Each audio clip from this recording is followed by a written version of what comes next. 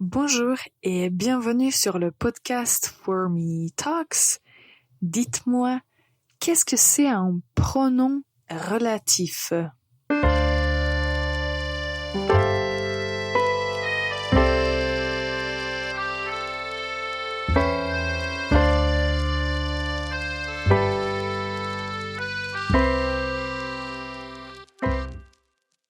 Bonjour et bienvenue pour ce nouvel épisode du podcast For Me Talks, le podcast pour les apprenants intermédiaires qui veulent apprendre et améliorer leurs compétences de la langue française. Moi, je suis Ivana, je suis prof de français et je suis là pour vous aider à vous améliorer en français. Comme vous le savez déjà, ici on parle du vocabulaire, de la grammaire, on parle des choses d'apprentissage, donc il y a pas mal de sujets qu'on couvre dans nos épisodes. Et s'il y a un sujet particulier dont on n'a pas parlé et dont vous aimeriez entendre plus, n'hésitez pas à nous écrire et à proposer vos idées. Une autre chose que je voulais vous dire, c'est à propos des ateliers de conversation. Alors aujourd'hui, nous avons déjà terminé un atelier. Il nous reste encore 2 au mois de mai. Donc, si vous voulez participer aux ateliers de conversation, allez sur le site www.formelanguages.com. Et sur la page d'accueil, vous allez trouver toutes les informations et vous allez pouvoir vous y inscrire. Faites attention quand vous envoyez votre fiche, quand vous avez complété toutes les informations. Si vous ne recevez pas d'email de notre part dans quelques jours, n'hésitez pas à vérifier aussi les indésirables. Donc pas juste la boîte de réception, mais aussi la partie indésirable, donc les messages spam, parce que peut-être que l'email est parti dans cette boîte. Ok, alors quel est le sujet pour aujourd'hui? Je vous donne la faute de la semaine qui va vous aider à deviner, ou peut-être que vous avez déjà deviné parce que la question était évidente. Alors, écoutez bien, la femme qui tu vois vient du Brésil. La femme qui tu vois vient du Brésil. Quelle est la faute? La faute, c'est en fait le pronom relatif utilisé. Donc, au lieu de dire la femme qui tu vois, il faut dire la femme que tu vois. La femme que tu vois vient du Brésil. Pourquoi il faut dire que et pas qui? Alors, vous allez l'apprendre dans quelques instants. Alors, j'imagine que maintenant, vous avez déjà compris que aujourd'hui, on va parler des pronoms relatifs. Je suppose que dans beaucoup d'autres langues, les pronoms relatifs existent et que vous les utilisez au niveau quotidien.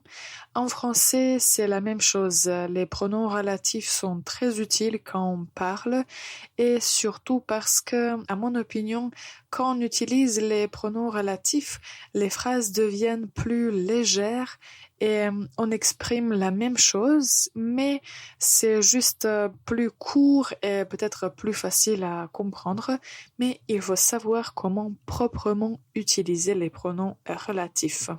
Aujourd'hui, nous allons parler juste de 2 pronoms, du pronom qui et que, mais il y en a d'autres dont il faut aussi parler pour couvrir tous les pronoms relatifs et pour que vous puissiez les apprendre et les utiliser. Alors, nous allons commencer par le pronom relatif qui. Tout d'abord, quand il s'agit des pronoms, il faut en fait penser quel est le rôle d'un mot dans une phrase.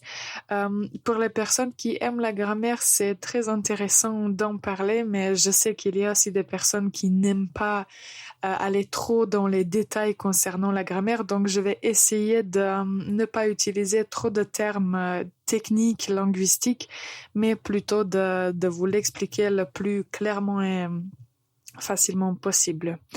Alors, je reviens maintenant au pronom relatif qui.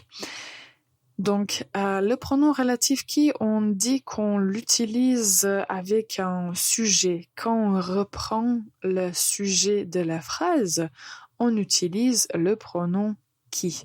D'habitude, ce que vous allez remarquer, c'est dans une phrase où vous voulez utiliser un pronom relatif, il s'agit en fait d'une phrase complexe que vous pouvez diviser en deux et vous pouvez avoir deux phrases simples et grâce au pronom relatif, vous obtenez une phrase complexe.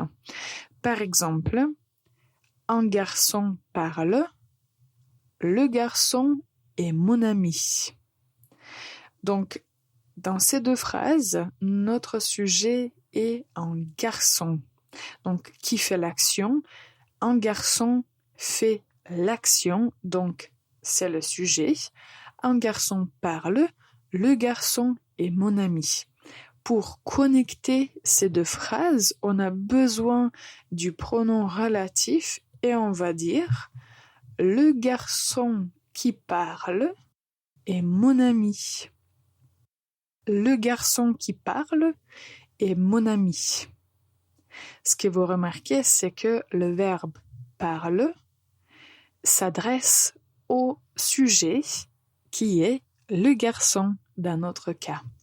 Donc ça, c'est, je dirais, l'essentiel à mémoriser à propos du pronom relatif qui, et peut-être que ce serait utile de mémoriser la phrase que je viens de mentionner ou peut-être une autre juste pour avoir cette idée de ce pronom tout le temps devant vous. Donc, le garçon qui parle est mon ami. Le garçon qui parle est mon ami. Je vous donne une autre phrase. L'oiseau qui chante est un rossignol. Un rossignol, c'est un type d'oiseau. Vous pouvez chercher sur Google. D'habitude, on dit pour les rossignols qu'ils chantent bien. Alors, je reviens à la phrase. L'oiseau qui chante est un rossignol. Donc, un oiseau chante et cet oiseau s'appelle ou cet oiseau est un rossignol. Donc, l'oiseau qui chante est un rossignol. Le verbe chanter fait référence à l'oiseau et comme l'oiseau est le sujet, on utilise le pronom qui. Alors maintenant, on fait une toute petite pause. On va faire une analyse similaire pour le pronom relatif que. Restez avec nous, on revient dans un instant. Le podcast est sponsorisé par Fourmi Languages, une école de langue en ligne. Pour prendre des cours privés, consultez fourmilanguages.com. Bonjour et bienvenue encore une fois pour ce nouvel épisode du podcast Fourmi Talks. Aujourd'hui, on parle des pronoms relatifs. Comme je l'ai déjà indiqué, je ne vais pas donner beaucoup de termes techniques parce que je veux vraiment vous expliquer l'idée et la façon dont vous pouvez utiliser les pronoms relatifs. Donc, n'hésitez pas à mémoriser ces phrases spécifiques ou d'autres phrases, mais assurez-vous que les phrases soient juste correctes. Alors, maintenant, à propos du pronom relatif que, tout d'abord, il s'agit d'un pronom qui va être utilisé pour reprendre l'objet. Surtout, quand on dit objet, on pense à l'objet direct. Donc, je vous donne deux phrases. Je lis un livre. Le livre est passionnant. Donc, je lis un livre. Dans cette phrase, un livre, c'est un sujet. Qu'est-ce que je lis? Un livre. et le livre est passionnant. Donc, comme dans la première phrase, un livre est un objet, on va utiliser le pronom que. Et donc, je reviens à la phrase initiale. Le livre que je lis est passionnant. Le livre que je lis est passionnant. Donc, juste parce que le livre représente l'objet, je lis un livre, on va utiliser le pronom que.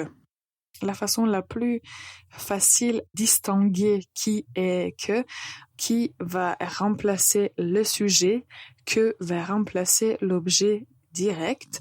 Et à chaque fois que vous avez le doute s'il faut utiliser qui ou que, peut-être que vous pouvez vous poser la question, la chose que je veux remplacer, est-ce que la chose ou la personne fait l'action ou est-ce que c'est l'objet de l'action? Donc, c'est un sujet qui peut paraître un peu compliqué, mais en fait, une fois que vous le comprenez, vous allez voir que c'est vraiment très intuitif et c'est très facile à faire la différence entre qui et que. Je répète les phrases et puis, au final, je vous donne une phrase à prononcer de notre PDF. Mais tout d'abord, on répète les 4 phrases. Et répétez avec moi. Le garçon qui parle est mon ami. L'oiseau qui chante est un rossignol. Le livre que je lis est passionnant. La fille que tu vois est ma sœur. Si ces explications ne sont pas claires, n'hésitez pas à nous écrire et on va vraiment travailler dur pour trouver d'autres façons de vous expliquer les pronoms relatifs. Alors la dernière chose, c'est la phrase à prononcer de notre document PDF que vous pouvez trouver sur notre site et télécharger gratuitement. Donc allez sur www.formelanguages.com et là, vous allez trouver le document et vous pouvez télécharger toutes les 50 phrases essentielles. Pour aujourd'hui, j'ai choisi une phrase. Si vous ne pouvez pas continuer de parler avec quelqu'un au téléphone et vous voulez rester poli et juste dire que vous allez contacter la personne plus tard, vous allez dire « Je t'appelle plus tard ». Je t'appelle plus tard. Ou bien, je vous appelle plus tard. Je t'appelle plus tard. Je t'appelle plus tard. Je vous appelle plus tard. Je vous appelle plus tard. C'est la phrase numéro 35 dans le document et je trouve que c'est une phrase utile quand vous vous trouvez dans ce genre de situation, donc mémorisez-la. Ok, donc aujourd'hui on a mentionné 2 pronoms relatifs. Dans le futur, on va couvrir les autres pronoms parce qu'ils sont vraiment très utiles et importants en français. S'il y a, comme j'ai déjà dit, d'autres sujets dont vous aimeriez parler, n'hésitez pas à nous écrire et on va lire vos commentaires et vos suggestions. En tout cas, merci beaucoup d'avoir écouté cet épisode jusqu'à la fin. Bonne journée et à bientôt.